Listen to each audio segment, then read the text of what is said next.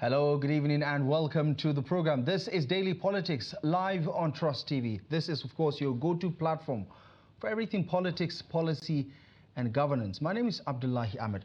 Welcome on board. Tonight on the program, we delve into the evolving political landscape as talks of renewed alliance between Rabiu Musa Kwankwaso, the former governor of Kano State, and Peter Obi, the Labour Party's presidential candidate in the 2027 election, resurfaced ahead of the 2023 elections resurfaced ahead of the 2027 presidential election. In a recent interview, Rabiu Musa Kwankwaso, the leader of the Kwankwaso movement, hinted at a potential shift, expressing his willingness to run as Obi's deputy if certain conditions are met. This comes as a surprise to many, as Kwankwaso had previously ruled out any such arrangement, citing his superior political credentials.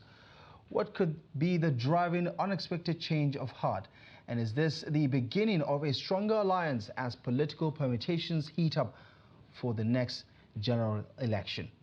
To discuss this, we're joined by a close ally of the Labour Party's presidential candidate and national leader, Peter Obi, Honorable Ikenna Azomchine. He is also known as Obidient General. He'll be joining the conversation virtually this evening.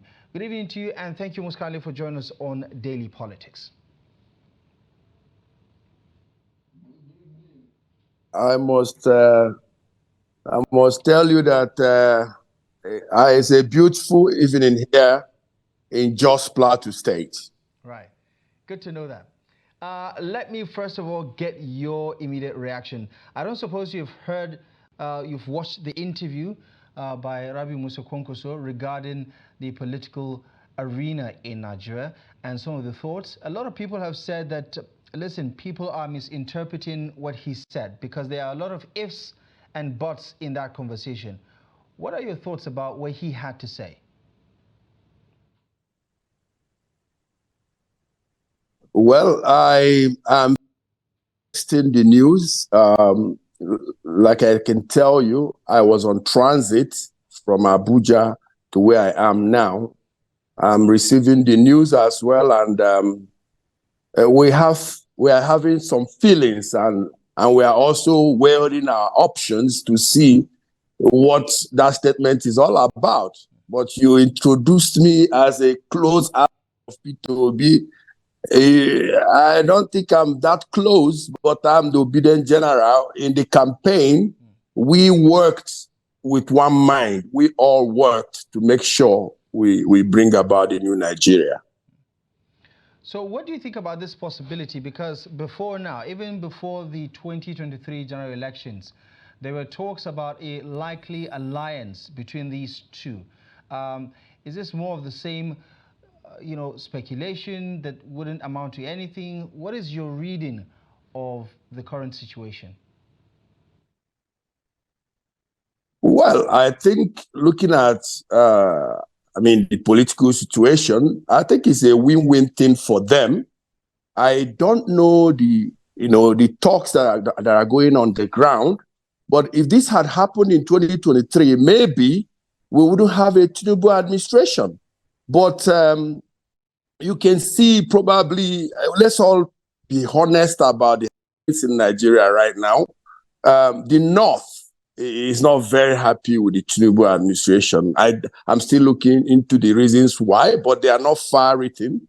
I think there's a national quest for a Southeast North alliance, which we don't know how that's going to go at this point. But let's just wait and see the reaction of the Peter Obi himself. We cannot be speaking for him at this moment.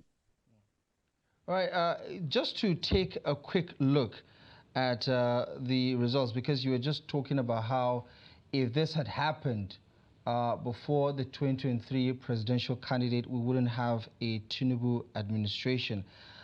President Bola Ahmed Tinubu won the election with 8.7 million votes. Peter Obi got 6.1 million votes, and Rabiu Musa Kwankwaso got 1.4. So if you do the maths, you add 1.4 plus 6.1, it's not going to give you anything above 8.7. So even the two of them, mathematically, going by the votes that they got, they couldn't have beaten Bola Ahmed Tinubu. Yeah, but I'm not giving you those calculations. I'm giving you based on someone who campaigned in the north for the Obedient Movement. If Rabiu Musa Kwankwaso was with us in Hausa, would I said that that's almost a Mushigan Arewa. Because Rabiu Musa Kwankwaso, you can take it or leave it, has that aggression in the north. He knows how to talk to the grassroots in the north. Waved P2B in other difficult areas like or even Jigawa and all these core northern states. Rabiu Kwankwaso and P2B would have made a good force, but that's all gone. That's all gone at this moment. There has to be a new spirit in the Nigerian people because a whole lot of obedience at this moment. We have things bothering us which are not being addressed. So we all have to gear up again for a massive force in 2027, which I don't know where we are going to get the energy from. That's the truth. Right. And does this inspire your confidence ahead of what's to come in 2027? Because a couple of weeks ago, the Deputy National Publicity Secretary of the PDP alluded to a likely merger between the People's Democratic Party, the Labour Party's P2B, and Rabiu Musa Kwankwaso. Although we got a lot of pushback after that claim was made on national television.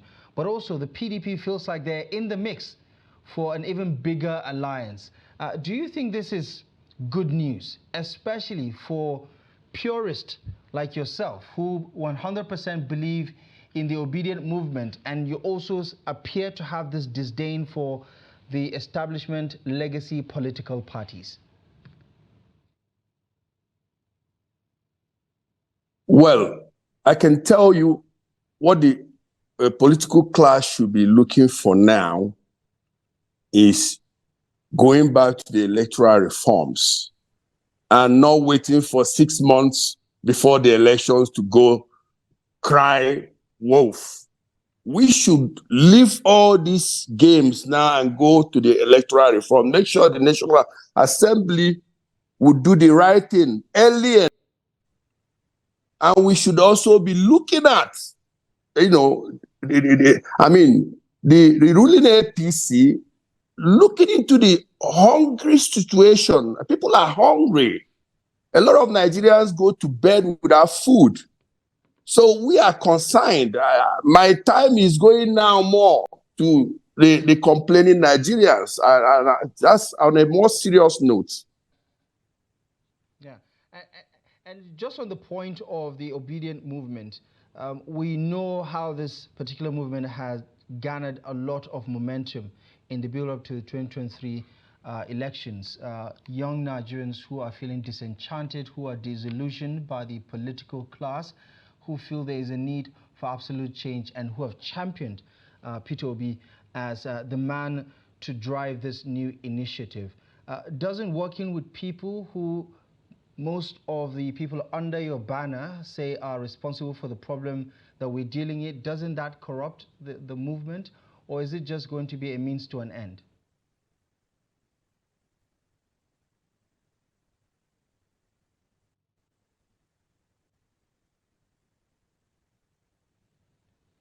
I'm really having problem hearing you. I don't know, the network, the connection is really bad. Right. Can you hear me? Yeah, I can actually hear you. I might have to take that question again. So the question was, what are your thoughts about people who have concerns that working with people that the Obedient Movement classify as part of the problem, the old political class that were part of the problem, whether they're on the platform of the PDP or on the platform of the NNPP, would dilute the efficacy of the Obedient Movement as well as its philosophy? What are your thoughts about that? Do you think that that might be the case, or is this alliance a means to an end if it does eventually work out? Well, I would wait to hear from Peter, the person we are talking about. I can't be discussing what somebody sat in his bedroom and said he would do. Like I said, I want to hear the reaction of Peter Obi. As an Obidient, what we did in 2023, the momentum has to come from Peter Obi. Peter Obi has to ginger his people. We did it during the election. Most of Obedience now are facing their, issues, family issues. Some of them had invested so much in the campaigns. So we are more or less concerned with other issues. Peter Obi will have to come with policies and shape up the Obedience movement so that it will be as effective as it was in 2023. But for now, the work is on Peter Obi to decide who he aligns with. I have not heard from him. By the time I hear from him, maybe I can tell you more. Right. Okay. Your party, the Labour Party, has responded to this development. The National Secretary of the party had this to say, quote, "As a political party, we stand for good governance and we have equally given all our candidates, both former and serving ones, the opportunity to choose how to associate with people of like minds who share the philosophy and the ideology of the Labour Party." And he also said, quote, "We're happy Kwankwaso has alighted from the high horse he was riding and willing to offer himself to Obi as deputy, having seen he garnered more than 6 million votes in the 2023 election with his so-called popularity in the north. Kwankwaso could only amass less than 2 million votes." I'm not sure if that is a compliment. You could sense that there is a bit of a political hostility in that comment, but your party certainly is optimistic about this possibility. Which publicity secretary of which Labour Party? I'm aware that Labour Party has Nenadi Usman as a caretaker for the transition. I'm not aware of any publicity secretary of the Labour Party at this moment. Are you talking about transition or the old Abure publicity secretary, if I may ask? Okay, I don't know about old Abure, but National Secretary of the Labour Party, Umar Farouk, is credited with making that statement. Does that matter in any way? Well, I would want to hear from Nenadi Usman and co. I wouldn't dissect what anybody is saying. You are aware that the Labour Party is doing its best to put its house in order. So I wouldn't accord any statements from any quarters right about now. I want to hear from Nenadi Usman or Peter Obi himself for the moment. Okay, and let's just segue into that conversation about the fate of the Labour Party itself. Much has been said about the current imbroglio or factional approach in terms of the leadership of the Labour Party. Do you fear that the lack of apparent unity within the structure of the party itself could affect your political goodwill going forward? Well, I must be fair to myself and so many others. If Labour Party must be anything to write home about in the future, they must bring the house to order. I mean, there must be leadership, and that leadership must come now. You see, we are the grassroots people, and we assess our development politically or improvement in our political structure with the party we are flying the flag. I'm from Anambra, for example. I want to see what policies His Excellency is putting in my state, where I come from. Having campaigned for the Obediah Movement and the Labour Party in northern Nigeria, I'm also interested in my home state. So whatever interest I have in my home state would push my drive. So at the moment, I'm glad I'm hearing some positive things. He will join Peter Obi now, gearing up to support him. It's good for him. What we are saying now is that we are worried about the political situation in Nigeria. We want the ruling APC to understand that the opposition must thrive.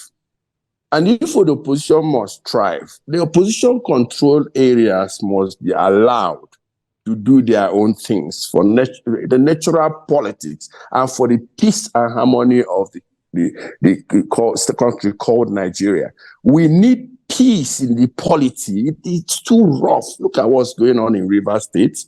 Look at the confusion everywhere. Why can't we have a good conference of political parties where we laugh and dine and we do our policies with our brains, not radicalism?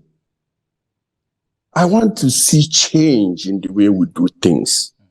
We have a beautiful country that North, West, East together and, showcase Nigeria to the world, and not this bigotry and the very divisive, wicked political, games we are playing. That's my perspective at this moment. This is just month 16 for the Tinubu administration. It's safe to say there is still a long way to go in terms of the life of this first administration, the first term in office for the administration. And 2027 is still some 3 years away. Is it too early to talk about a merger? Is it too early? It's very early. I would even suggest that the ruling APC should look for advice from the opposition. It's been done before. Let's take this 1 year or 2 years now to look at the Nigerian people in North. I am aware that people go to sleep without food. Really serious. I've experienced that. I drove from Benin to Abuja, and I was stopping in most villages. I keep doing this to communicate with Nigerians. It will amaze you what is happening. If P2B can add value to President Ahmed Tinubu, let him do it now. But there's no point. This fight, we need to think Nigeria first. And then maybe the love should end maybe in 2 years while you hit the policies. But first of all, let us bring that knowledge that we have why we were different and help the government. I want to see political class talking to each other. And that's what I'll be doing in the next few months ahead. We need to call out the politicians. Because if we don't solve this problem, we will end up having kwashiorkor. And that's not what I want to. I want to be traveling around the world and people are telling you, look at you, you get Nigerians, people are dying in your country of hunger. When we have all the mineral resources that God has given us. Let's talk to the politicians. Let's use this media fora to beg them to talk to each other for the good of Nigeria. A lot of people have accused your principle of pandering to the public and still maintaining his campaign messaging style whenever he talks about national issues or the state of the nation. Case in point, his Independence Day message to Nigerians, he talks about state capture and so on and so forth. And a lot of people have accused him of not turning off his campaign mode and switching into opposition mode, because it does feel like, his messaging is being politicized at every point in time. Do you think there's some fairness in that assessment, that the messaging from the political leader of the Labour Party, Peter Obi, is one that seems to suggest that he's still campaigning for the position instead of being just an opposition, offering alternative ideas?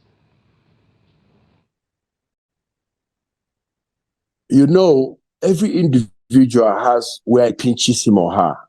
I wouldn't just be here talking about what Peter Obi feels, but I know that Peter Obi for sure is bitter about the 2023 elections.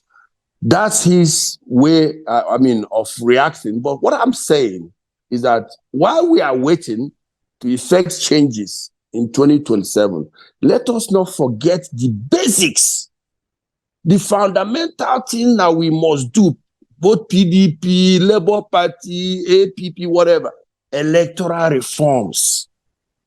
So that even if whatever happens in 2027, at least we have started having a base for our children to get it right. That's what I'm saying. Let us go back to the electoral reforms. Let the National Assembly, whatever they are, there's a lot of people say they are rubber stamp. People say all kinds of things. I am challenging the National Assembly to go to the electoral reforms and effect the electoral system so that we can have a credible election. If you look at how events are turning, you will see that very soon our elections will be war.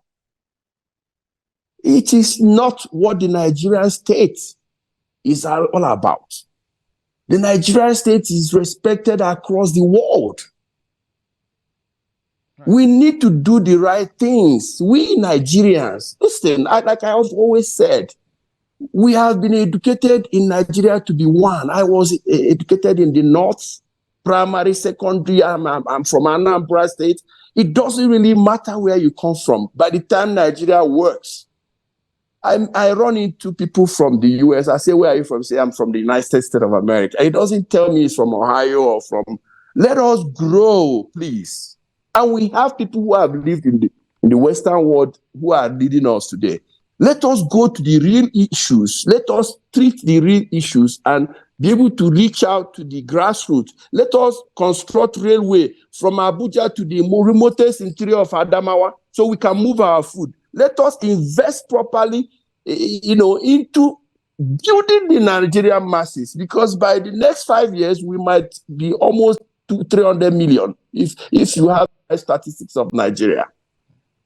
But we lack basic infrastructure. That's why the fuel crisis is affecting the poor masses. If you had public transport that is effective, they wouldn't feel the cost of fuel. Yeah. We have to talk about the real issues. Right. Kwankwaso, yes. Kwankwaso has his calculations. He has Kanu. He has shown his strength in Kanu. So he has a bargaining chip. But beyond that, who is going to feed the masses in Kanu? Who will feed those people? Good policies from the federal government.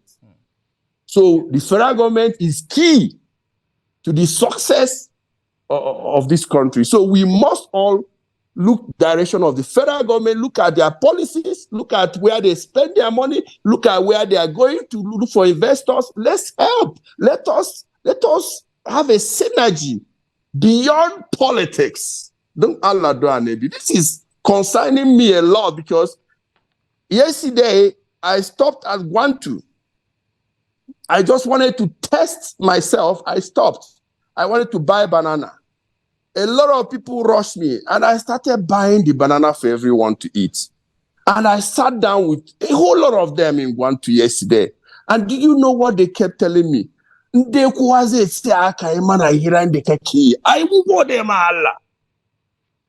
Do you understand what I'm saying? If every of you can just pack your car the way you packed it now and just listen to us, you have changed us a little bit, not even the banana I'm buying.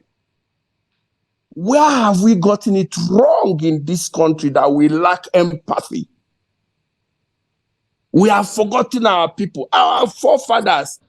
The days I was in school in Federal Government College, I got pocket money. I got food, bread. I got rice. For how much school fees? 80 naira. 80. What are we doing to our young ones? We are failing them every day. Yeah. Just to chip in there, I mean, obviously, it's something that many Nigerians can understand and identify with. These are some of the sentiments that have been echoed over and over again. Regardless of who is in power, it seems to me that much of the suffering that Nigerians have been exposed to has been multiplying for quite some time now. But sticking to the conversation about the 2027 permutations, I wonder if, you have a comment or two to make about what Kwankwaso said. Quote, that he's bigger than Peter Obi politically, he's his elder brother, he has a PhD, he has performed better than him as governor, and he has no problem deputizing for Peter Obi if certain conditions are met. I just want to juxtapose that with a comment that was recently made. I will answer you in the language Kwankwaso will understand. Yeah. One of the foremost I mean, okay. Peter Obi got 6 million votes. Yeah, How let many me get to the votes did question. he get in Kano? No, no, let us just Yeah, analyze let me that. get to the Well, question. Kwankwaso can talk. He Yeah, was successful. right. He was able to hold the grip of his enclave of Kano. So based on that, Kwankwaso can talk. But what I'm saying is that 2027 is still far away. Discussion between him and P2B. He has to go and seal that conversation, and then P2B will bring it out, and then Obedience will buy it or they won't buy it. But I don't think that is an issue at this moment. So I was getting to the point of saying, juxtapose that to what Aisha Yusufu said a couple of months ago, that if at all, at any point in time in the build-up to the 2027 elections, P2B decides to deputize for anyone, she would work round the clock, bend over backward to sabotage that presidency because he's too good to be anyone's deputy. Is that hardline type of position good for Peter Obi's political career and ambition? I mean, if the door apparently is closed to him deputizing, I mean, just a little over 4 years ago, he was the running mate of the PDP's presidential candidate, Atiku Abubakar. Is that, as Obedient General, is that off the table? Would you be disappointed if your principal decides to run as on a ticket as a you running mate? know, you, you know when you start talking about Obedient General or whatever, you see, P2B knows his games. He knows who to pick. He knows who will do the job for him. Allow him to come with it. Let him say what he wants to do with Kwankwaso. Kwankwaso is just talking. P2B hasn't responded. So for me, like what I will always tell you, 2027 is very far away. We need to start looking after our people. The politicians, they will always find a way. I mean, they will find a way of meeting their plans. But right now, we have 3 years, 4 years. Why are we talking about 2027? It's irrelevant. Okay, and in talking about the current state of affairs in the country, do you feel, the opposition, the criticism, as well as their position on a variety of national issues has been good enough to offer the Tinubu administration some kind of constructive opinions and positions about the economic trajectory of this country? I mean, obviously, they have talked about how the impact of the current economic reforms under President Bola Ahmed Tinubu has been negatively impacting the people, but the alternatives to the current economic reforms are something that many Nigerians say we haven't heard from, not just Peter Obi, by the way. The other political gladiators within the arena also have fallen short, according to some Nigerians. Do you feel the quality of the opposition to the Tinubu administration is good enough to offer the administration some kind of alternative options about what they need to do to fix things?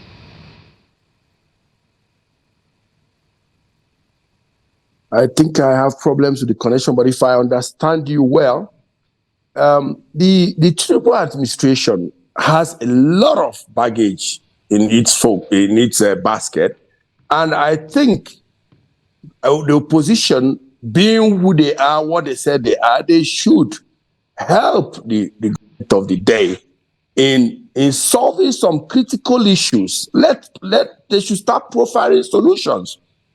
You know why I'm saying this? If Nigerians start dying, the opposition have failed as well. So if Peter Obi, for example, knows that will redeem Nigerians from hunger, he has to bring it on the table now. The arguments every day against the Tinubu administration should be telling him what he should do, and then let the Nigerian people be judging it. And that's the best campaign I can see at this moment. Tell the administration what they are doing wrong. Tell them what they should do. Allow the Nigerian people to observe that in 2 years. They might have a contrary view. That's the style of politics I want us to play now, and not, criticizing, which will not end us anywhere. The Buhari administration didn't listen to anybody for 8 years. So why would the Tinubu administration listen to you? If you criticize him from the north, there will be some school of thought that will say, why are you complaining now? You never complained during the 8 years of Buhari. So the Nigerian system is just not working anymore. We don't criticize the government again. Why would someone from the north criticize President Ahmed Tinubu? No. Why? What happened during the Buhari administration? Let's be honest to ourselves. So what I'm saying is that the Nigerian people, the National Assembly is the home of the Nigerian people. They must help Nigeria now. They must do it. Okay. Electoral reform into the movement of food and the business environment, security, especially security. Right. Okay. Those are the real issues now. Yeah, there are a variety of issues that we can, double down on and try to talk about. As you can imagine, there are quite a lot of issues that need to be discussed. These are revolving issues, but we're going to have to leave the conversation here for now. Honorable Ikenna, Azomchine, Obedient General, as always, good to talk to you. Hopefully, we'll have a lot more to discuss in the weeks and months to come as these permutations continue to unfold. But thank you most kindly for joining the conversation on Daily Politics tonight. My appreciation. Thank you very much. Good evening. Right. Of course, that is our conversation with Obedient General Honorable Ikenna Azomchine, who is talking about the recent permutations following the interview granted by the NNPP's Rabiu Musa Kwankwaso, hinting at the possibility of working with Peter Obi ahead of the 2027 presidential election, with a caveat to that particular collaboration.